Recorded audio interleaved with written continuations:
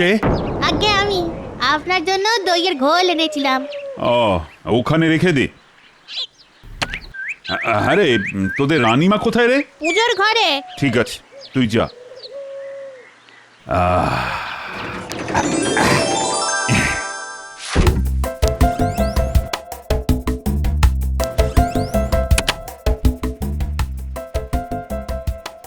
এটা আমার বাবার আমলের।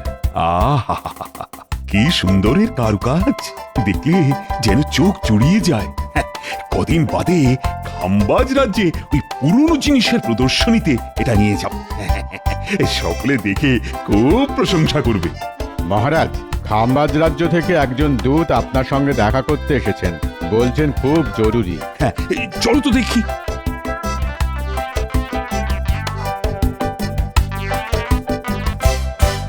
কি বারান্দায় দাঁড়িয়ে কেন? আপনার এই রক্ষী আমাকে অতিথিশালায় নিয়ে যেতে চেয়েছিল, কিন্তু আমার হাতে যে একেবারে সময় নেই মহারাজ, অনেক জায়গায় যেতে হবে তো। ও, তা কি বলতে এসেছো শুনি? আগে আমাদের রাজ্যে যে পুরনো জিনিসের প্রদর্শনী হবার কথা ছিল, সেটা এই মুহূর্তে হচ্ছে না মহারাজ। তাই দুঃখ জানিয়ে আমাদের মহারাজ আপনাকে এই পত্র পাঠিয়েছেন।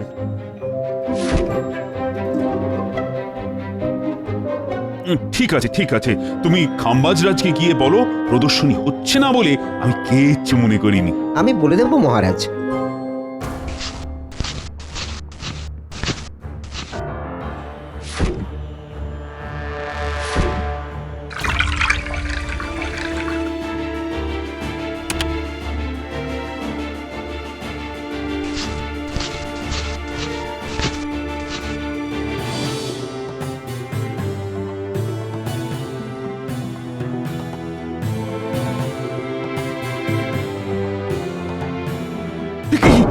সোনার হাতিটা কোথায় গেল? এইখানেই তো রেখে গিয়েছিলাম। কি হলো? এমন করে কি খুঁজছেন? এই মাত্র আমার সোনার হাতিটা এখানে রেখে আমি একটু ঘরের বাইরে গিয়েছিলাম, এসে দেখি হাতিটা নেই। সে কি, সোনার হাতি নেই? তাহলে কি চুরি হয়ে গেল? হ্যাঁ, চুরি? আমার ঘর থেকে চুরি? তাহলে তো ভয়ঙ্কর ব্যাপার। লক্ষ্মী, বলুন মহারাজ। এই এক্ষুনি রাজবাড়ির সব দরজা বন্ধ করে দাও। কোনো চোর যেন রাজবাড়ি থেকে পালাতে না পারে। আর সেই সাথে রাজসভার সকলকে খবর দাও যে আমার ঘর থেকে সোনার হাতি চুরি হয়ে গেছে। কি বলছেন কি মহারাজ? হ্যাঁ, আপনার ঘর থেকে সোনার হাতি চুরি?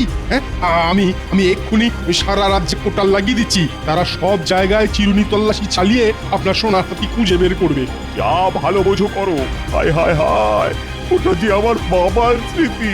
তাহলে আমি আসছি মহারাজ।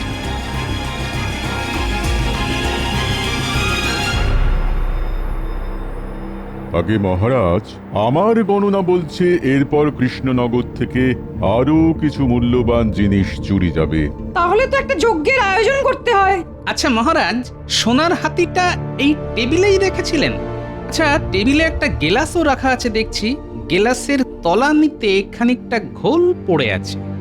মহারাজ, ঘোলটা কখন খেয়েছিলেন? হ্যাঁ, দাসী ঘোল দিয়ে গিয়েছিল বটে, কিন্তু আমি তো না খেয়ে ঘরের বাইরে চলে গিয়েছিলাম। আপনি খাননি? তাহলে খেলো কে? বিজ্ঞানী, তোমার ঝোলায় কি আতশ কাচ আছে? মনে হয় আছে, দাঁড়াও দেখছি। আছে গোপাল, এই নাও।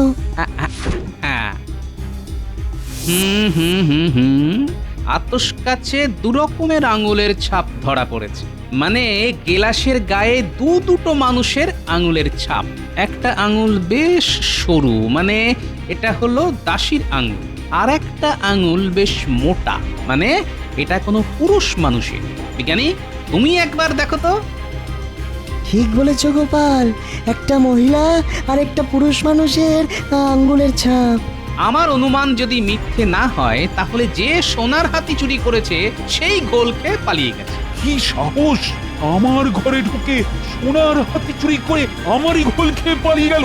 এই গোপাল, গোপাল, এই দুঃসাহসিক চোরটাকে কিন্তু ধরতেই হবে। আমি চেষ্টা করব মহারাজ।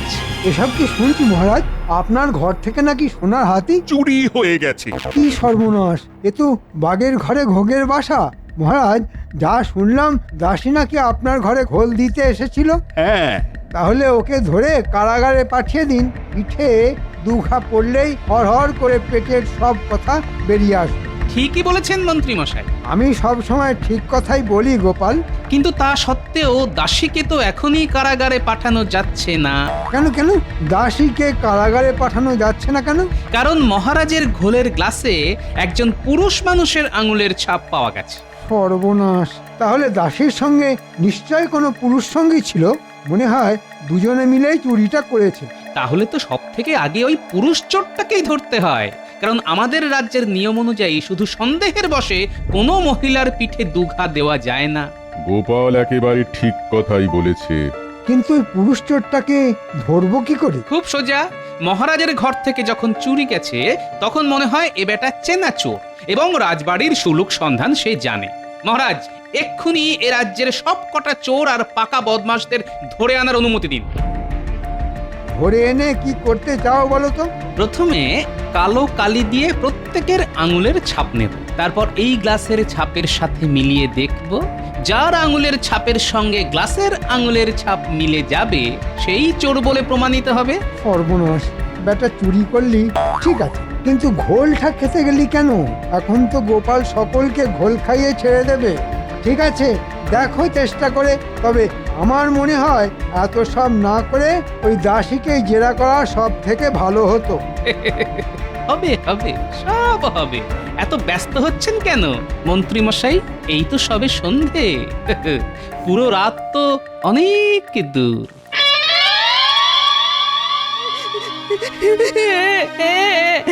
আগে বিশ্বাস করুন নানিমা, এই আপনার পা ছুঁয়ে বলছি, আমি সোনার হাতি চুরি করিনি। চুরি না করলে কাঁদছিস কেন? কাঁদবো না, মন্ত্রী মশাই নাকি বলেছেন আমি নাকি চুরি করেছি। এটা আমার নামে কত বড় অপবাদ বলুন। এতদিন আপনাদের বাড়ি কাজ করছি, কেউ বলতে পারবে না একটা খুদ আমি না বলে নিয়েছি। ঠিক আছে ঠিক আছে, কান্না বন্ধ করে চোখ মুচ। গোপাল সব দিক দেখছে, দেখবি আসল চোরকে ও ঠিক খুঁজে বের করবে। ঠিক, এখন যা, নিজের কাজে যা। কি কাণ্ড বলতো রানী! হ্যাঁ, আমার একটু অসতর্কতার জন্য আমার বাবার স্মৃতি এমন ভাবে চুরি হয়ে গেল। আর আপনি কি করবেন বলুন? তবে চোরের সাহসের কথা ভেবে আমি অবাক হয়ে যাচ্ছি। রাজার ঘরে ঢুকে চুরি করা! ও, এটাই তো আমার কাছে সব থেকে বেশি লজ্জার ব্যাপার। এরপর তো প্রচার বলতে শুরু করবে যে রাজা নিজের জিনিসই নিরাপদে রাখতে পারে না, সে আবার রাজ্যের মানুষের নিরাপত্তা দেবে কি করে? আপনি তো ভাববেন না তো, দেখবেন চোর ঠিক ধরা পড়বে। আচ্ছা রকি দাদা, এ কি ভ্যাসারে ফেললি বলো তো? আমি যে চুরি ছেড়ে দিয়েছি সে তো গোপাল দাদা আর মহারাজ সকলেই জানেন, তবুও আমাকে নিয়ে যাচ্ছ কেন? কেন নিয়ে যাচ্ছি? ওই যে কথায় আছে না, কয়লা যায় না ধুলে আর স্বভাব যায় না মোলে, তাই তোকে নিয়ে যাচ্ছি। কিন্তু আমি কেন? আমি তো কেলে পচার মতো পাকা চোর নই। হ্যাঁ, আমাদের দায় পড়েছে। মহারাজের ঘর থেকে চুরি করতে আমাদের দায় পড়েছে। এসব কথা না হয় মহারাজকে গিয়ে বলিস। এখন কথা না বাড়িয়ে চুপচাপ আমাদের সঙ্গে চল। নিয়ে তো যাচ্ছে, মোটকু গোপাল আবার যেন ফাঁসিয়ে না দেয়। বেটা যা পাজি।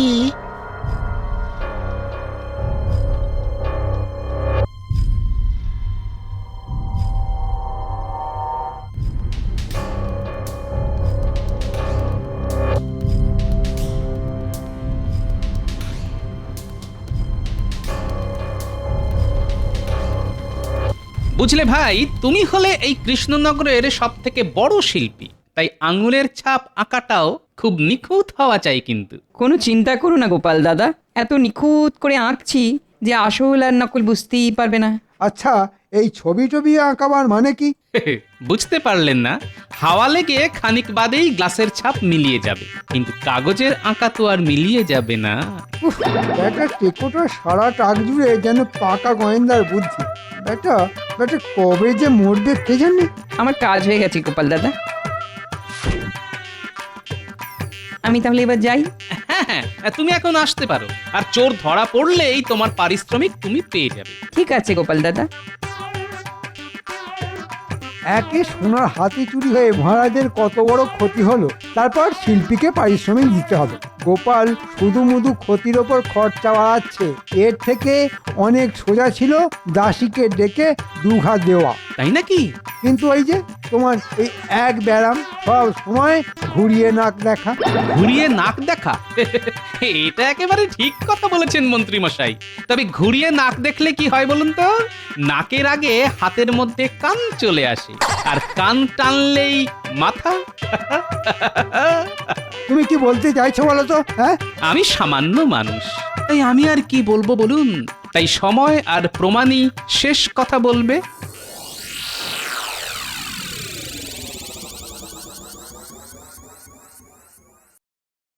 এই সকলে এখানে চুপ করে দাঁড়া, আমি গোপাল দাদাকে খবর দিয়ে আসি।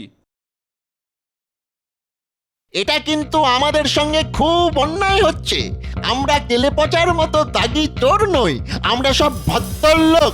সে তো আমরা খুব ভালো করেই জানি যে তোমরা কেমন ভদ্রলোক। আরে বাবা, অন্যায় না করলে এত বিরক্তি কেন? বিরক্ত হব না?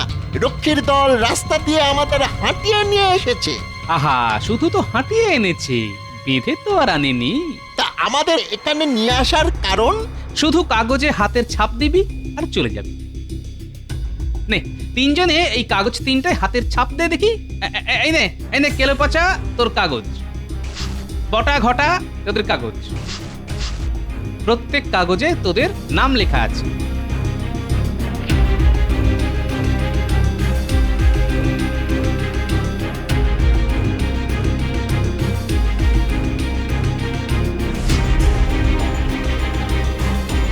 বাহ বাহ বাহ, খুব ভালো হয়েছে।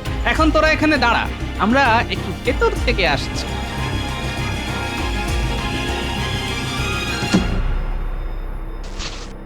না, এটার সাথে কোনো মিল নেই। এবার পরেরটা দেখো। না, এটাও না। তাহলে শেষেরটা দেখো এবার। কি কি হলো বিজ্ঞানী? এটার সাথে হুবহু মিলে যাচ্ছে। তাহলে তাহলে ওই পাজিটাই চুরি করেছে। হ্যাঁ, আমি আগেই এটা সন্দেহ করেছিলাম। তাহলে আর দেরি করছো কেন? এক্ষুনি রক্ষীদের দিয়ে বদমাসটাকে কারাগারে পুরে দাও। দাঁড়াও দাঁড়াও বিজ্ঞানী, ওটা তো চুনোপুটি। আমি ওর অন্তরালের বটগাছটাকে ধরতে চাই, তাই এখন ওকে ছেড়ে দেব। মানে? মানে মানে আছে বই কি বিজ্ঞানী, এই তো খেলা শুরু। চলো এখন বাইরে যাই।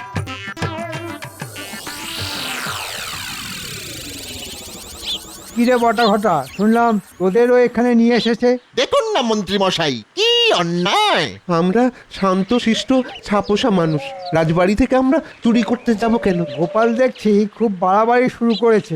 শোন, তোদের হাতের ছাপ আর গ্লাসের আঙুলের ছাপের সঙ্গে একজনের ছাপ কিন্তু হুবহু মিলে গেছে।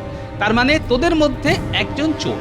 এখন তোরা কি নিজে মুখে স্বীকার করবি নাকি আমাকেই বলতে হবে? বিশ্বাস করো, আমি চুরি করিনি গো। আমি কিছু জানি না। শুধু শুধু আমাকে হয়রান করছো। বটে, তোরা যখন স্বীকার করলেই না, তখন আমাকেই বলতে হচ্ছে যে তোদের মধ্যে চোর হচ্ছে এই কেলে পচা। আর ভগবান, কতদিন আগে চুরি ছেড়ে দিয়েছি, তবু আমার নামে এই বদনাম। হ্যাঁ, রক্ষী, একে কারাগারে নিয়ে যাও, কাল রাজসভায় এর বিচার হবে। যা বটা ঘটা, তোরা বাড়ি যা। আমি আগেই জানতাম গোপাল যত চেষ্টাই করুক না কেন, কোনোভাবেই তোদের ফাঁসাতে পারবে না।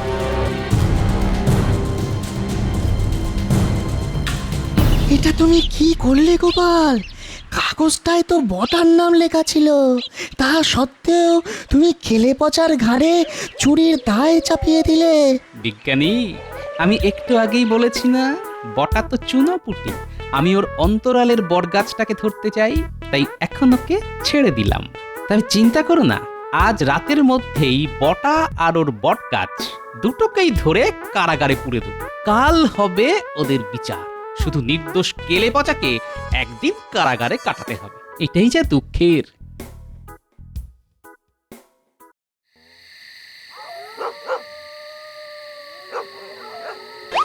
সন্ধে গড়িয়ে রাতের আধার তো নেমে এলো, কিন্তু সেই মক্কেলের এখনো দেখা নেই কেন? ওই তো এই তো শ্রীমান আসছে। মন্ত্রী মশাই,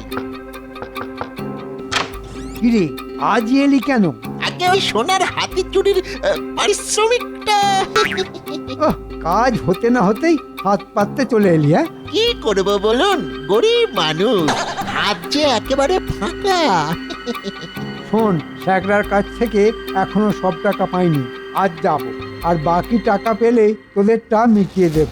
ঠিক আছে মন্ত্রী মশাই, কাল সকালেই না হয় আসবো। না না, কাল সকালে নয়, দুদিন বাদে আসি। আগে দুদিন বাদে কেন? মাথা মোটা, আজ না হয় কপাল জোরে বেঁচে গেছিস, কিন্তু কোথাকার জল কোথায় গিয়ে দাঁড়াবে সেটা তো বলা যায় না। যা যা, তুই এখন আয়।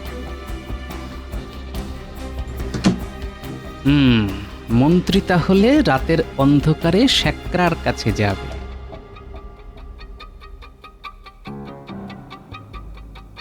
যাই, আমিও মহারাজের কাছে গিয়ে কজন রক্ষী নিয়ে শ্যাকরার দোকানে যাই।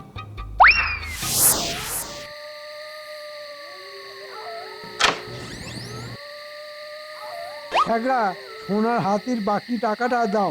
মাফ করবেন মন্ত্রী মশাই, আজ আমি দিতে পারবো না। কেন দিতে পারবে না কেন? আগে চোরাই জিনিস বিক্রি করাটা তো অনেক ঝামেলা, 2 দিন সময় দিন, বাকি টাকা পেয়ে যাবে। শোন, দুদিনের মধ্যে বিক্রি করতে না পারলে ওই সোনার হাতি গলিয়ে ফেলে আমাকে সোনার দামই দিয়ে দিও। হ্যাঁ ঠিক আছে মন্ত্রী মশাই।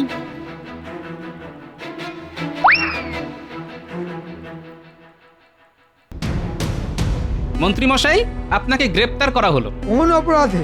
সেটা না হয় কাল রাজসভায় বিচারের সময় জানতে পারবেন। গোপাল, ভুলে যেও না আমি এই রাজ্যের মন্ত্রী।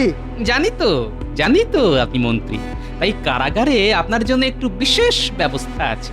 যাও, তোমরা 4 জন মন্ত্রী মশাইকে বেঁধে কারাগারে নিয়ে যাও, আর বেশি চিৎকার চেঁচামেচি করলে মুখটাও বেঁধে দিও। কাজটা কিন্তু ভালো করলে না গোপাল। কাল রাজসভায় মহারাজের সামনেই না হয় আমার বিরুদ্ধে আপনার অভিযোগ জানাবেন। যাও, নিয়ে যাও।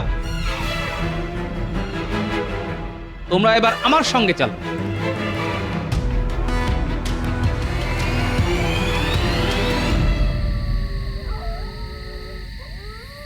অনেক রাত হলো, দোকান বন্ধ করে এবারে বাড়ি যাই। তার আগে চলো শ্রীঘরে।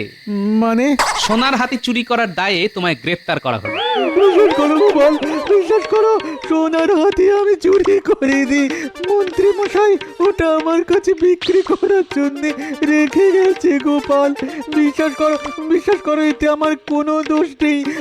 আমি চুরি করিনি গোপাল, আমি চুরি করিনি। চুরি না করলেও চোরাই জিনিস তো নিজের দোকানে রেখেছো, সেই অপরাধেই তোমায় গ্রেফতার করা হলো। তবে তার আগে ভালোই ওই সোনার হাতি বের করে দিলে শাস্তি কিছু কম হবে। দিচ্ছি, এক্ষুনি দিয়ে দিচ্ছি।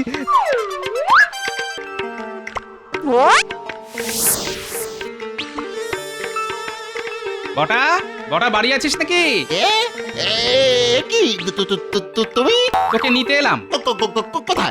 কোথায়? যেখানে তোর গুরু মন্ত্রী মশাই গেছে সেইখানে। মন্ত্রী মশাই কোথায় গেছে? কারাগারে।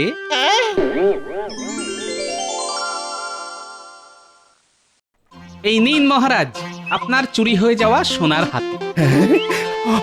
আমার সেই সোনার হাতি উদ্ধার করতে পেরেছো তাহলে? গোপাল, তোমায় যে কি বলে বাহবা দেব। তা কি চুরি করেছিল? এক্ষুনি দেখতে পাবেন। প্রহরী, বন্দীদের নিয়ে এসো। কি তাহলে কি এরা সকলে মিলে চুরি করেছিল? আসল চোরকে ধরার জন্য কেলেপচাকে ধরা হয়েছিল, কিন্তু কেলেপচা চোর নয় মহারাজ। জানতাম আমার মাথার ওপরই ভগবান আছেন। তাহলে আসল চোরটাকে? চুরি করেছিল বটা, কিন্তু তার পেছনে বড় মাথা হচ্ছে মন্ত্রী মশাই। মিথ্যে কথা মহারাজ, আমাকে হেয় করার জন্য এটা গোপালের ষড়যন্ত্র। তাই নাকি ষড়যন্ত্রী মশাই? তাহলে শ্যাকরাকে ডাকি। প্রহরী, শ্যাকরাকে নিয়ে এসো তো।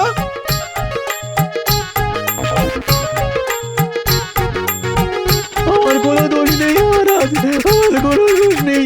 মন্ত্রী মশাই ওই সোনার হাতি আমার কাছে বিক্রি করতে এসেছিলেন, কিন্তু বিক্রি করতে পারিনি বলে ওটা অক্ষত পেলেন, না হলে গলিয়ে সোনা করার আদেশ দিয়েছিলেন মন্ত্রী মশাই।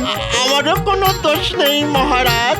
এই মন্ত্রী মশাই কিছু পারিশ্রমিকের লোভ দেখিয়ে আমাকে চুরি করতে বলেছিলেন। মহারাজ আমাকে ছেড়ে দিন মহারাজ, এই নাক মলছি কান মলছি, জীবনে আর কখনো চুরি করব না। মন্ত্রী তুমি এত নীচ, শেষে আমার ঘরে লোক ঢুকিয়ে চুরি করাও, এত এত সাহস তোমার? আমার তো তখনই সন্দেহ হয়েছিল মহারাজ, যখন মন্ত্রীমশাই বারবার করে দাসীকে চোর সাব্যস্ত করতে চাইছিলেন। ও মা, মন্ত্রী মশাইয়ের পেটে পেটে এত! ওর পেট চিরে ফেলবো আমি। ভেবেছিল আমার বাবার স্মৃতি ওই সোনার হাতি হজম করে দেবে। যতই কাঁদো না কেন, আজ আর তোমার নিস্তার নেই। আমার একটা কথা আছে মহারাজ। বলো। বিনা দোষে কেলে পচাকে এক রাত কারাগারে আটক থাকতে হয়েছে, তাই ওকে কিছু টাকা দিয়ে মুক্তি দিতে হবে মহারাজ। ঠিক আছে, তাই হবে। আমার কি হবে মহারাজ? ওকে 1 মাস কারাগারে বন্দি থাকতে হবে। সব আপনার জন্যে, সব আপনার জন্যে হলো। মন্ত্রীকে 1 বছর কারাগারে বন্দি থাকতে হবে। 1 বছর কারাগার? ওরে বাবা! গোপাল, গোপাল, আজ তোমার জন্যই এই সোনার হাতি ফিরে পাওয়া সম্ভব হলো। আমি তোমাকে 100 মোহর দিয়ে পুরস্কৃত করব। ধন্যবাদ মহারাজ। আরে তোমরা সকলে চুপ করে আছো কেন? দাও দাও, গোপালের নামে জয়ধ্বনি দাও। জয় গোপালের জয়। জয় গোপালের জয়!